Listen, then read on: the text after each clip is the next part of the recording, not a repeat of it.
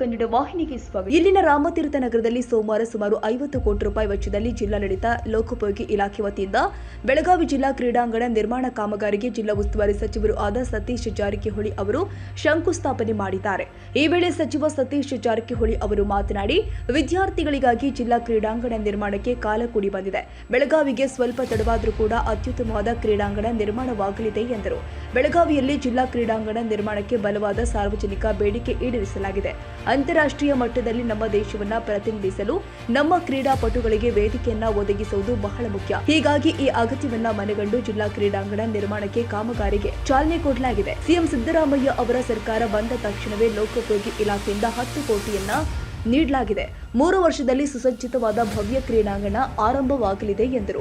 ಸ್ಥಳೀಯ ನಿವಾಸಿಗಳ ಸಹಕಾರದಿಂದ ಮಹತ್ವದ ಕಾರ್ಯ ಕೈಗೊಳ್ಳಲು ಅನುಕೂಲವಾಗಲಿದೆ. ಭವ್ಯ ದೇವಸ್ಥಾನ ಕೂಡ ನಿರ್ಮಾಣವಾಗುತ್ತೆ. ಸ್ಥಳೀಯ ಶಾಸಕರ ಜೊತೆ ಒಂದು ಸುತ್ತಿನ ಚರ್ಚೆ ನಡೆಸಿ ಸ್ಥಳೀಯ ನಿವಾಸಿಗಳಿಗೆ ಹಾಗೂ ಕ್ರೀಡಾಪಟುಗಳಿಗೆ ಅನುಕೂಲವಾಗುವಂತೆ ಸಮುದಾಯ ಭವನ ನಿರ್ಮಾಣಕ್ಕೆ ಪ್ರಯತ್ನ ಮಾಡಲಾಗುತ್ತೆ ಎಂದರು.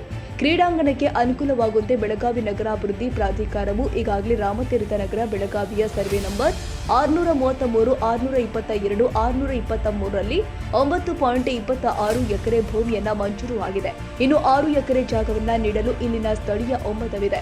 ಹಂತ ಹಂತವಾಗಿ ಕಾಮಗಾರಿ ನಡೆಯುತ್ತೆ ಎಂದರು. ಇಲ್ಲಿನ ವಿದ್ಯಾರ್ಥಿಗಳು ಪಾಠದ ಜೊತೆ ಆಟದಲ್ಲಿಯೂ ಕೂಡ ತನ್ನ ಪ್ರತಿಭೆಯನ್ನ ತೋರಿಸಿ ಜಿಲ್ಲೆ, ರಾಜ್ಯ, ರಾಷ್ಟ್ರ ಮಟ್ಟದಲ್ಲಿ ಪ್ರಸಿದ್ಧಿ ಪಡೆಯಲಿ ಅಂತ ಶುಭ ಹಾರೈಸಿದರು. ನಮ್ಮ ಸರ್ಕಾರ ಬಂದ್ಮೇಲೆ, ಸಿದ್ದರಾಮಯ್ಯ ಸರ್ಕಾರ ಬಂದ್ಮೇಲೆ ನಾವು ತಕ್ಷಣ ನಮ್ಮ PW ಇಲಾಖೆಯಿಂದ 10 ಕೋಟಿ ರೂಪಾಯಿಗಳನ್ನ ಸುಮಾರು 1 ವರ್ಷ ಹಿಂದೆ ಮಂಜೂರು ಮಾಡಿದ್ರು. 1 ವರ್ಷ ಹಿಂದೆ ಮಂಜೂರು ಮಾಡಿದ್ರು. ಇದು 3-4 ವರ್ಷಗಳಲ್ಲಿ ಬರುವಂತ ಕಾರ್ಯಕ್ರಮ. ಮೊದಲನೇ ಹಂತ ಕಂಪೌಂಡು, ಸಮತಟ್ಟು, ಡ್ರೈನೇಜ್ ಮಾಡುವಂತ ಮೊದಲನೇ ಹಂತ. 2ನೇ ಹಂತದಲ್ಲಿ ಟ್ರ್ಯಾಕ್ಗಳಾಗ್ಬೋದು, ಸಂಬಂಧಪಟ್ಟಂತ ಕಟ್ಟಡ ಆಗ್ಬೋದು. 3ನೇ ಹಂತದಲ್ಲಿ ಗ್ಯಾಲರಿ, ಸ್ಟೇಡಿಯಂ ಮಾಡುವಂತ ಒಂದು ಯೋಜನೆ ಇದೆ. ಅದಕ್ಕೆಲ್ಲ ನಿಮ್ ಸಹಕಾರ ಬಹಳ ಅವಶ್ಯಕತೆ ಇದೆ. ಈಗಾಗಲೇ ಸಹಕಾರ ತಾವು ಕೊಟ್ಟಿದ್ರೆ ನಿಮ್ ದೇವಸ್ಥಾನ ಈಗಾಗಲೇ ಅವರು ನಿಮಗೆ ಅನುಗುಣಕ್ಕೆ ಮಾಡುವಂತ ಒಂದು ಒಪ್ಪಂದ ನಿಮ್ಮ ಮಧ್ಯೆ ಆಗಿದೆ. ಜೊತೆಗೆ ನಿಮ್ ಸಮುದಾಯ ಭವನ ಇದರಲ್ಲಿ ಏನೋ ಮಾಡ್ಲಿಕ್ಕೆ ನಾವು ಪ್ರಯತ್ನ ಮಾಡ್ತೀವಿ. ಇದರಲ್ಲಿ ಸಹಕಾರ.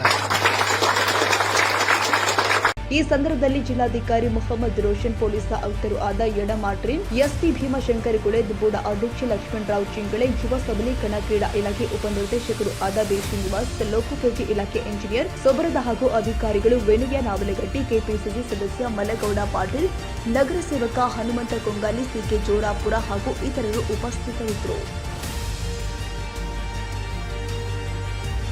ತಾಜಾ ಸುದ್ದಿಗಾಗಿ MTV ನ್ಯೂಸ್ 24x7ಗೆ ಸಬ್ಸ್ಕ್ರೈಬ್ ಮಾಡಿ ಮತ್ತು ಬೆಲ್ ಐಕಾನ್ ಅನ್ನು ಒತ್ತಿ. ತಪ್ಪದೇ ಲಿಂಕ್ ಶೇರ್ ಮಾಡಿ.